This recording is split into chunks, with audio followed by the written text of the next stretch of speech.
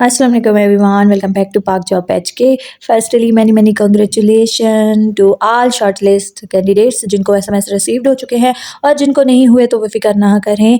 जो है अभी एसएमएस आने बाकी हैं और 10 भी आएंगे। अभी कंप्लीट नहीं हुए, कॉल्स का सिलसिला भी अभी स्टार्ट होना है, तो आप लोग फिक्र ना करें। कुछ जो है सेंटर्स के जो थे उधर कॉल्स आ चुकी हैं और कुछ के जो है ये अभी आनी बाकी हैं।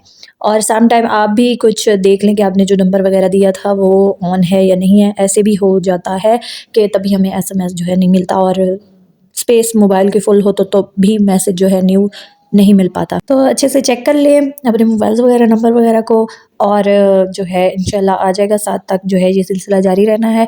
तो जिन लोगों को अभी नहीं मिला तो फिक्र ना करें, जल्दी ही मिल जाएगा। जिन लोगों को पता है कि हमारा जी पेपर अच्छा हुआ था तो वो उम्मीद रख सकते हैं, उन्हें आ सकता है। अच्छा जी, अब क्या करना है आपने जो जैसे तरह मैंने ऑलरेडी भी बताया था कि इस तरह से आपने डॉक्यूमेंट लेकर जाने हैं और अपनी जो है क्या-क्या चीज़ें साथ में हो तो आपने जो है पेंसिल्स भी साथ में लेकर जानी है। पेन हो गया, पेंसिल हो गई, पॉइंटर हो गया, जो भी हो गया ना जिससे आप ईज़ी हैं, अपनी राइटिंग आपकी अच्छी आती है, वो लेकर चले जाएँ। देन जो है अगर वैसे तो जो है फ़ाइल कवर वगैरह होता है, पेपर जिसमें आप लेकर जाएँगे, उस पे भी रख के लिख सकते हैं। अगर उस पे थोड़ी-सी जो है ना वो पेन की जो होती है ना वो फिसलती है, अच्छी राइटिंग नहीं बनती। लेकिन अगर कंफर्टेबल है आपके लिए, आप उसके साथ कंफर्टेबल है तो लेकर उसी पे ही कर लीजिएगा। अदरवाइज़ क्लिपबोर्ड एक साथ लेकर चली जाइए। ठीक हो गया? डॉक्यूमेंट जो है वगैरह वो सारी चीज़ें लेकर जानी है। आपने जब ये सारे डॉक्यूमेंट लेकर जाएँगे, जो आपका ऐसे टेस्ट होगा उधर ही आपको एक पेपर दिया जाएगा जिस पे आपका ऑलरेडी नेम और जिस पोस्ट के लिए आप आए हैं वो और साथ में आपकी जो है सीएनएस, ईडीजेड, ईटीसी सब कुछ मेंशन होगा और साथ में एसेस मेंशन होंगे। 4 होंगे जिनमें से आपने 2 करने हैं। जगह भी जितनी स्पेस दी गई है उतने ही आपने जो है वर्ड लिखने हैं। मीन्स जितनी लाइन्स दी गई है उसके अकॉर्डिंग ही आपने जो है राइट करना है। टाइम आपको जो है वो 30 मिनट दिए जाएँगे और आपने जो है क्विकली करना है और अच्छी-अच्छी राइटिंग में करना है ताकि जो है चेक करने वाले को समझ आए कि आपने लिखा क्या है। मीनिंगफुल लिखना है कुछ और ऐसे इसका पूछ रहे थे कि कौन-सा आएगा, तो रैंडमली आएगा। ईज़ी भी आ सकता है, टफ भी आ सकता है। ये सारा चीज़ें जो है ना मिक्सअप होगा और आपसे वो जब ऐसे इसका टाइम जब ख़त्म होगा तो फिर आपसे वो कॉपी सेट भी साथ में ले लिया जाएगा और जो है वो पेपर वो भी ले लिया जाएगा। फिर आपकी पेपर वेरिफिकेशन होती है, उधर आपकी कोई फॉर्मेलिटी फिल नहीं हुई लाइक 2 नंबर मांगे थे, 1 था वो देना पड़ेगा। अगर वो उसमें कोई मिस्टेक है, आपके नेम की स्पेलिंग में कुछ भी है तो आप वहीं पे उन्हें बता दीजिएगा तो वो फिर सेट कर लेंगे। फिर उसके बाद आपको नंबर वाइज़ बिठा दिया जाएगा। फिर आपकी जैसे रोल नंबर थे या नंबर वाइज़ बिठाकर फिर आपका 1 बाय 1 इंटरव्यू होगा।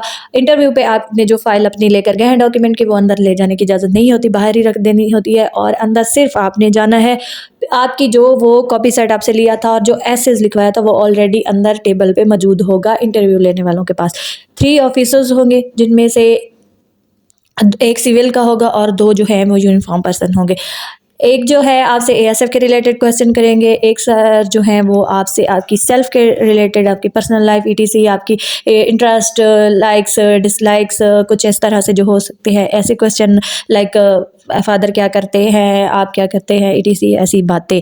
और एक जो है वो आपकी स्टडी में से क्वेश्चन आपकी स्टडी के अबाउट और जो है आपकी स्टडी के रिलेटेड जो एटीसी होगा और जीके के एटीसी के क्वेश्चन जो हैं वो करेंगे जो सिविल के होंगे।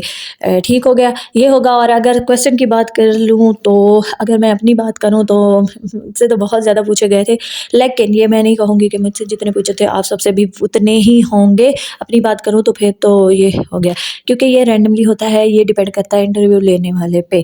अगर सम टाइम कुछ जो साथ में हैं उन्होंने एक क्वेश्चन पूछा था, किसी से 2 पूछ लेते, किसी से 5 पूछ लेते और किसी से तो पूछे ही नहीं थे। जस्ट उनसे ये पूछ लिया था बस उनकी सेल्फ के रिलेटेड और एएसएफ में क्यों आना चाहते हैं, ईटीसी, बस इतना ही पूछा था।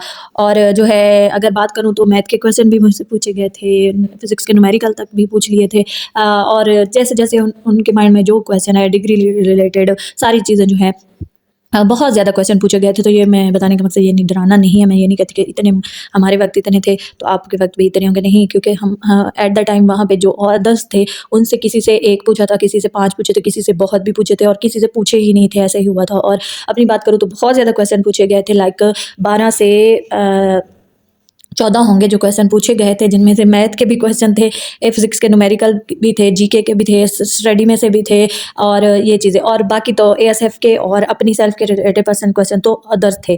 तो बहुत ज़्यादा पूछे गए थे। ये उन पे डिपेंड करता है, सम टाइम आपसे नहीं भी पूछ सकते और पूछ भी सकते हैं। हाइट का भी पूछा जाएगा, सारी चीज़ें पूछी जाएंगी, तो अपने आप को जो है ना प्रिपेयर करके जाएँ इंटरव्यू के लिए, कि जो भी कंडीशन हो, मीन्स अगर वो पूछ लें तो भी आपको आता हो, ना पूछें तो भी आपने बेसिकली अपना कॉन्फिडेंस जो है ना वो थोड़ा-सा सही रखना है। मीन्स ओवर भी नहीं होना, और जो है ना आपको सवाल आ रहा है और अभी वो पूछ रहे हैं और आपने अभी उनका कंप्लीट नहीं होने दिया और फ़ौरन से पहले ही बता दिया, तो ये भी एक बैड मैनर्स में आता है।